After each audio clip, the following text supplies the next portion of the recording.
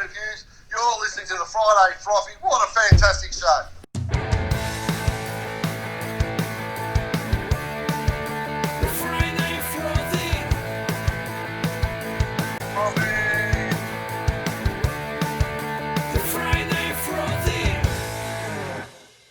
So good evening everyone and welcome to the Friday Frothy. Please welcome Chris McDermott, superstar from the Adelaide Crows, Glenny. Oh, absolutely. He was a star. I know he's a fairly humble sort of a fellow. We've spoken off air, but you can take it from me. He was a champion of the Glenelg and Adelaide Crows captain. Thanks for joining us, Chris. How are you, mate? I'm very well, boys. Thank you for being so nice to me. I haven't... nobody said that to me in 56 years. So, I've got the wrong bloke on that, No, mate. I'm just quickly going to run through this because I've come up with this, mate. You've played 403 games. People are probably going to say, who's Chris McDermott? 403 games with Glenelg, North Adelaide and the Adelaide Crows. You've kicked 209 goals, mate. You were the captain, the inaugural captain of the Adelaide Crows. From 91 and 94. You've been 3 All-Australians, 3 Glenelg Best and Fairest, a Malcolm Blight medal, Glenelg captain from 88 to 90, Adelaide Team of the Decade, South Australian Football Hall of Fame, Glenelg Hall of Fame, Adelaide Life member, 8-time South Australian captain. Didn't even take a breath, did he? Seriously? No. Who are you? Oh, he's terrific, isn't he, Chris McDermott? He really is the epitome of the Adelaide Crows. You are a gem. That's who he is. He's very, very old. Look, it seems a lot of that stuff seems like a lifetime ago. Footy certainly changed a lot, and it's probably good for all of us that it's back on telly last night. It was. Actually, it wasn't too bad. At least they had a little bit of noise there, mate, last night. And I didn't hear the crickets last night, which was good. No. Yeah, a little bit of false... I think the crickets might have been asleep. Yeah. Chris, let's get straight into it, mate. Where did you start playing? How did you get into football? And where did you? What age? Very early, so back here at about 8. My grandfather played for Port Adelaide and made their team of the century. So was sort of, my mum grew up in Port Adelaide. My dad grew up in Norwood here in South Australia, and when they were married, they moved to a place over here called Merino, which was pretty well uninhabited back in those days, in the sort of early 60s. It's popular now, so that was the Glenelg area. So under Sufferance, I was a mad Woodville supporter. So you may say who are Woodville, but it's the team that Malcolm Blight played for and grew up playing for. He was. They're not actually playing anymore, but so Malcolm Blight made him famous. But I was in the Glenelg zone, so I played for Glenelg from a really early age in the under-10s there, and had a good mate that I played alongside with as an 8-year-old called Stephen Kernahan, who obviously went on to some pretty reasonable things. Gary butters up again, Kernahan in the pocket, hooks around the corner in towards full forward, Walter holds his ground, forms over the top, through goes Noble, that's danger, McDermott into the open goal, what a mistake forward. So, had a really good childhood, was in a great area, a great football part of South Australia, and was just blessed to be, right place, right time. I can go back when I was a bit younger, and funny enough, with our local football, obviously, when we had the VFL, and then as it became AFL, but of a night, we actually used to get all the South Australian games. Yeah. It was a great competition. The SANFL back in the 70s and 80s, I guess, was its prime time. But look, a lot of at Glenelg, a lot of our blokes that were on the borderline would go down and play in Tassie. Had a couple of great mates that went down and played down there in the mid 80s, and absolutely loved it down there. So I've been down a couple of times to call a few games. Haven't played down there, really? But great part of the world. Obviously, that back then too, there was quite a few VFL, South Australian type stars that played throughout the competition. Goodwin, the ex-Melbourne player, I think he might have played over there too. And we had a guy, Tony Martin, who was a very good footballer, 3-time William Leach medalist, played for a year over there, I think with Port Adelaide when they won a grand final, but he was ex-Melbourne player. Johnny Klug, you would have played with? Played with Johnny at the Crows, and his body wasn't the most reliable, but none had better hands, and Klug was a genius. He was was. an absolute genius, and I don't think at AFL level we ever saw his true brilliance, but we love Johnny Klug. We absolutely love him. So if you see him, give him a big kiss from us. I will, mate. Well, he's a bit tall. He's a little bit taller than me. I'll have to get up on a stool and that to do that, mate. But I'm probably your height. I'm a little bit shorter than you. I'm about 5'10". But You were taken at number 2, weren't you? Pick number 2? I think that was back in the early 80s when there were that many drafts. I can remember one of the years I was drafted by Fitzroy. Might have been 82, and it wasn't. You didn't know about it until I remember the phone rang at home, and I picked it up and it was a gentleman called Arthur Wilson, who was I think he was either the CEO or the president of Fitzroy in those days, and he said, it's Arthur Wilson here, Chris, we just drafted you. And I went over, was handed the number 46 jumper, and never spoke to them again. Oh, really? And then in 1986, when the Brisbane Bears came in, I was drafted number 2 to Brisbane, and was going to go, but they were so, I guess, without being unkind, they were so disorganised back in those days. When I was ready to sign, they had no paperwork, and by the time they had it, I wasn't going anywhere. Glenelg had come back and said, look, stay here, and made it very difficult to leave Glenelg. I was an Adelaide boy. I was never really interested in going anywhere else to play. I would have been happy to play my entire career at Glenelg, to tell you the truth, until the Crows came in. So for a fleeting moment, I was number 2, but not for long. Looks for McDermott. He's caught the ball. What a movement, Glenelg. What a superb movement. McDermott's on the end of it, and we'll have a shot for goal. McDermott, his 12th kick. He's had 8 handballs, and this is through. Did you? I know you're a tough. For anyone who doesn't know, I can vouch for. I watched you play that many games, but you're a tough, more of a centreman, ruck rover type player. Yeah, when you say tough, you probably mean slow. I think you've been kind. If you were more pace, a bit like Super McPherson, you had to play a certain way. So it was either suck it up and not grizzle, and take what comes, and you might survive, because the tricks in the tool bag weren't that many. Well, mate, you must have been pretty good to lead the likes for the South Australian Crow Eaters.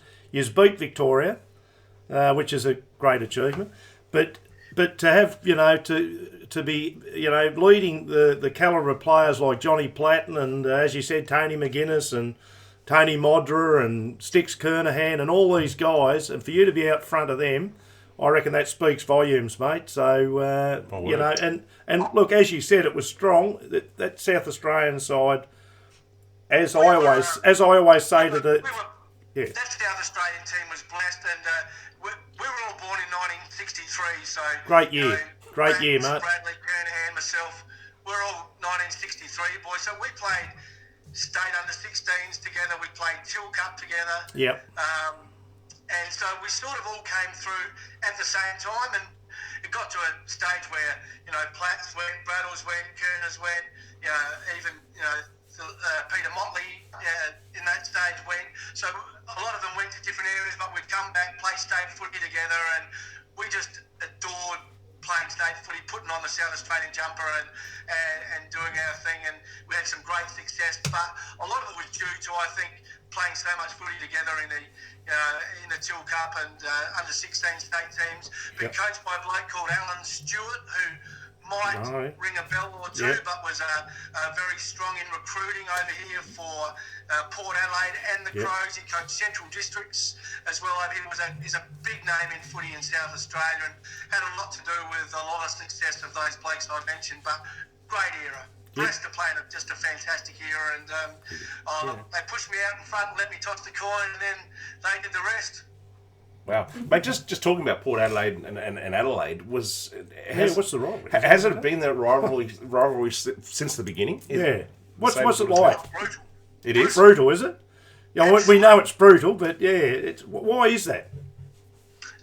Well, because when the Crows went in 91, Port Adelaide were going in initially, so they made the first approach in 1990s. Yeah. We're going in. Then there was this massive uproar. It can't be true. They can't do that. They can't go in. And so then the Crows came in almost as an afterthought. Well, did they cut Port Adelaide's lunch? Maybe it probably depends on who you speak to, but a lot of rivalry then, a lot of animosity between the two organisations. It was really difficult for Port Adelaide players that were part of the Crows team in the first year, maybe 2 years. Simon Tregenza, Darren Brown, Scotty Hodges, Brett Chalmers, just to name a few, were all there, and some of them found it really difficult to acclimatise and be welcomed and feel welcomed. So really interesting time, but the supporters have never gone on, and even to this day, I mean, ironically, there's a showdown coming up this year in this really unusual year. There are 1,500 Port Adelaide supporters allowed to go to the game. There are 500 Crow supporters allowed to go, and they are at each other's throat 24 hours out from the game. Wow. Like it was, 1997 or 1998. So they are as passionate and as at each other's throats as they've ever been. It's a great rivalry. Sometimes it gets a little bit ugly, but it's a great rivalry. And we used to love having a beer with them after the game. It lost its way for a while, and I was lucky to play in a previous era, the 80s and 90s, where you could go to war on the ground, but you could walk off, and from the moment you got off, you would go into each other's change rooms. So if we played at Alton, we'd go into Port Adelaide club rooms, or they played at the Bay, they come into Glenelg club rooms. You'd have a couple of beers, you'd shake hands, you'd bury whatever aggro there was on the ground, and you wouldn't walk away as friends, but we ran into each other in a lot of nightclubs in those days, and you just bumped into each other. Adelaide's a small place, a bit like, Tassie. So you've got to get on, and we got on pretty well off the field, not so much on the field. Chris, I read out a lot of your achievements, mate, before, and there's a stack of them, Glenn. There's a stack of them, mate. There's a page full of it. What rates as your number one? What's your biggest achievement that you've come up playing footy? I think if you play the game, you play for one reason, to try and play in a premiership and win one if you can. And if you know much about the Glenelg story, they won a grand final in 73, then played in losing grand finals in 74, 75, 77, 81, 82. Oh, jeez.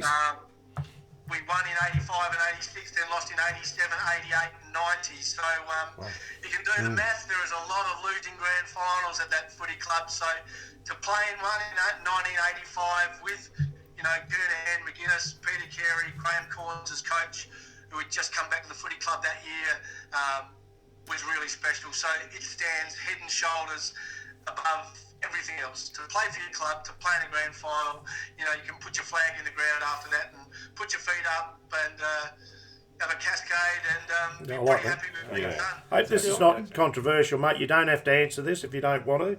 So you can just say no. But no, it was just a comment. I played down here. I can remember. I don't do it so much now, but you go back to the club, and you after a while it feels like, well, you were such a legend throughout South Australia. Do you, obviously with what's been on with, Andrew McLeod, who I rate as, him and the Gavin Wanganeen, these type of guys, absolutely some of the best players, to ever watch, really. But it's the problem. And again, you don't have to answer. You can just say no. I'm not going to answer it. But in South Australia, at Adelaide at the moment, is there a problem with older players going back there? Obviously, without a doubt. Without a doubt. And I adore Andrew McLeod. Was lucky enough to play with him just as he was starting. This quiet young man, and what he's done for himself, his family, and that footy club, and his Indigenous friends and culture has been incredible. He is the great success story of the Adelaide Footy Club.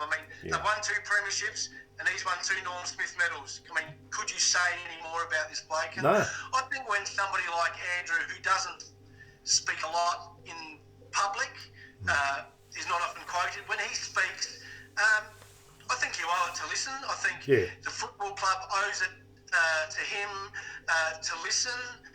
And the fans have been saying something very similar for a long time. It's not, what Andrew said is not new. No, okay. It's been around for quite a while, for I'm going to say nearly a decade, that there's been a disconnection between some players and some fans. Now, I'll say you're not going to keep everybody happy. Not the best club in Australia, be it Carlton, Collingwood, Hawthorn, it doesn't matter. Richmond at the moment, they're still going to have disgruntled players, ex-players and disgruntled fans. But Adelaide lacked from a home, and we've spoken about going back to a club and having a drink, socialising.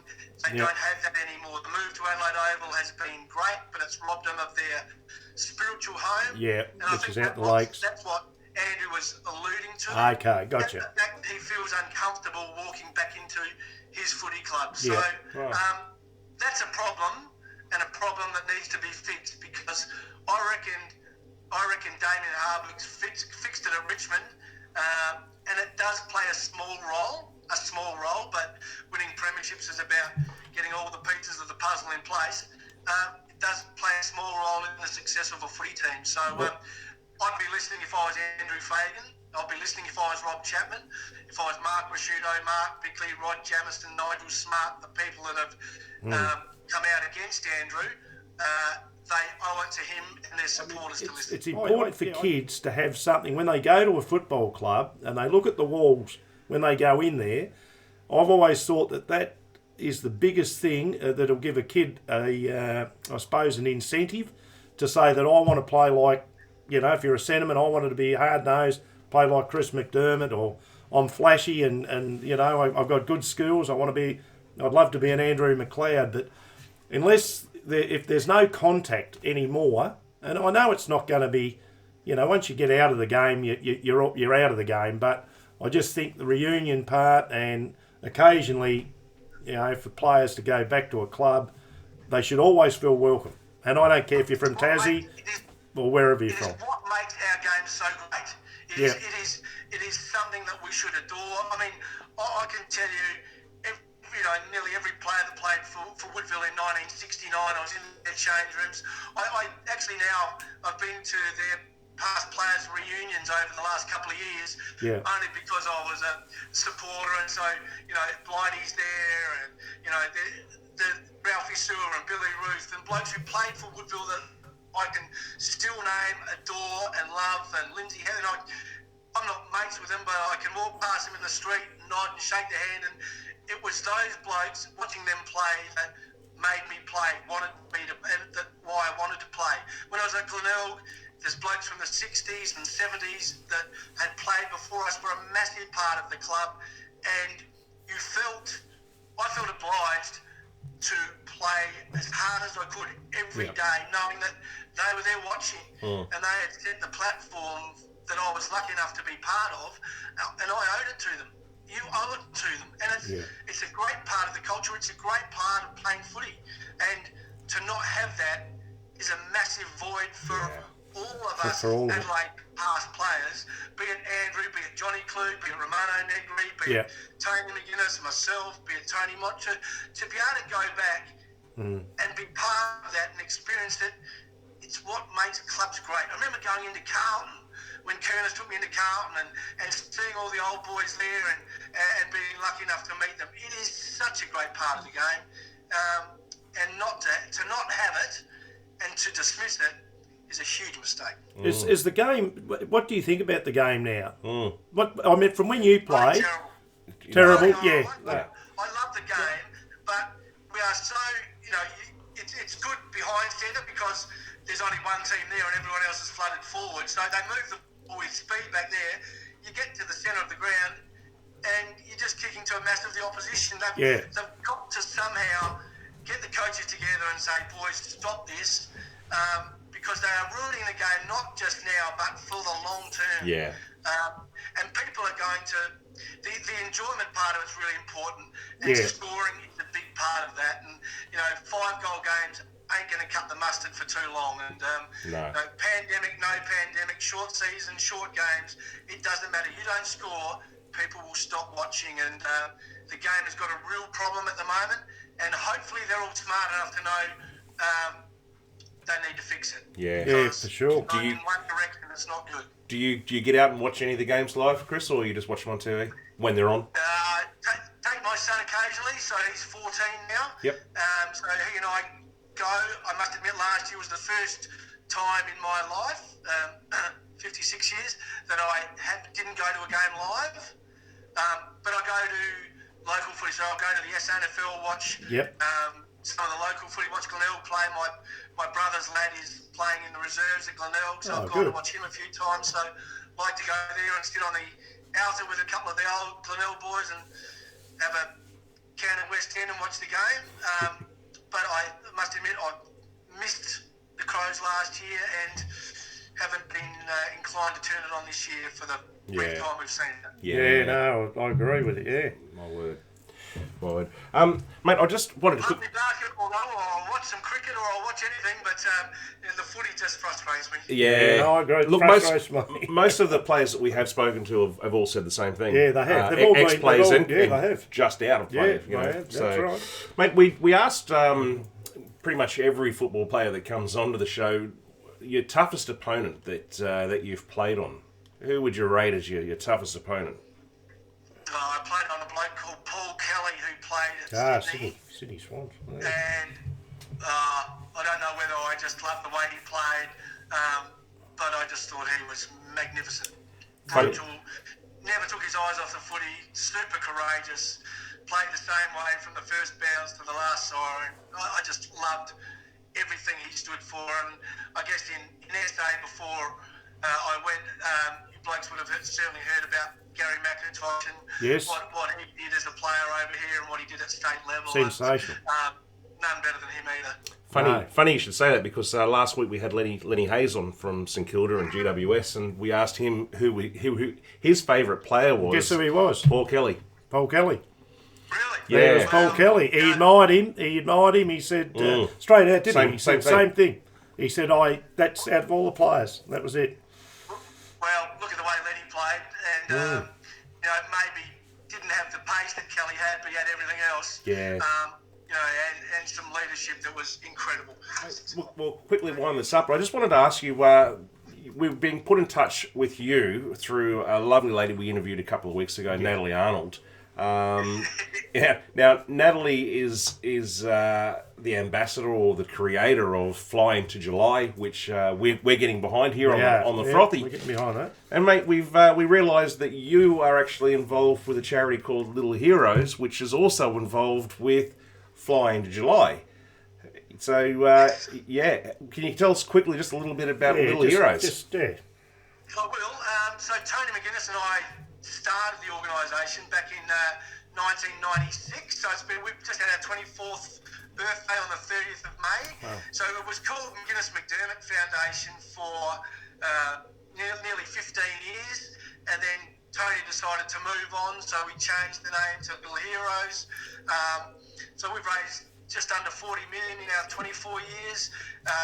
We've primarily bought new machinery and equipment for the Women's and Children's Hospital over here in Adelaide, but we've also been able to support a number of other charities and organisations. And yes, we got contacted by Nat about Fly Into July. I think it's a great concept. And so Jess Tringove, Olympian, just a new mum and a marathoner, and going for gold again next year, is the ambassador for us. So doing some really good things, promoting it beautifully. So if anybody's interested, you can log on to the Fly Into July website, and there are numerous charities there. So if you're South Australian, I guess we're hoping that you choose Little Heroes Foundation. I think out of the $30 or $31 registration fee, about half of that goes to the charity of choice. So great initiative, hopefully is around for quite a few years to come, and Nat's been fantastic for us, so can't thank her enough, boys. She's been pretty fantastic for us too. She's been good with us. You've got to do your fly to July every day, so... Yes. And you'd be happy to know, mate, that my money is going to Little Heroes, so that's where I've that's where I've put mine into. So we'll be doing the same. I think we're all getting involved with it down here at any rate, and as I said to Nat there, I've got an older brother in Queensland, and he's got an autistic boy, and so I know the troubles that they've gone through, and I mean it's never ending. I mean, if we can help in some way, we certainly will. So we think it's fantastic what you're doing, and I suppose the other thing is too. You mentioned that you had earlier. You've got a young fella at 14. A young fella and young girl. So, yes. Yes. Well, once we had twins, that was enough for my wife and I. But he's a basketball tragic. He's a Collingwood 6-footer. Is he? Yeah. But adores his basketball. So as a lot of kids do, are obsessed by the NBA. Yep. Dreams of playing there. So I bring him in, but he's on the rack at the back at the moment, just getting stretched. Trying to get bigger than 6 foot, but he's you know what? In the end, be active, enjoy what you do, and try as hard as you can. That's enough. Yeah, absolutely. Yeah, Chris, thank you so much for joining us tonight, mate. It's been an absolute pleasure to talk to you and learn a little bit about your story and where you came from. Yes, mate. And for all the South Australian people out there, get him back in. Get back into the Mercury in there, mate. He's a star. Yes, he should be back in there. So get into Flying July and Little Heroes. And it's exactly Good But on look, you, thanks, mate. Thank you so much, Good on Chris. you, Chris. Pleasure to talk to you. Thanks, mate. Thanks for having me, boys. You're a legend. Good pleasure. Thank Thanks, you. mate. See ya. Cheers. Was Redden, thumped on by Carey to McDermott. He goes in towards full forward, a high ball coming back beautifully. That's a great goal. That's his first goal to McDermott. 6 marks. The kick is not a good one with a wet ball. Weston back in the forward lines there. McDermott snap. Going to be close. Oh, what a goal!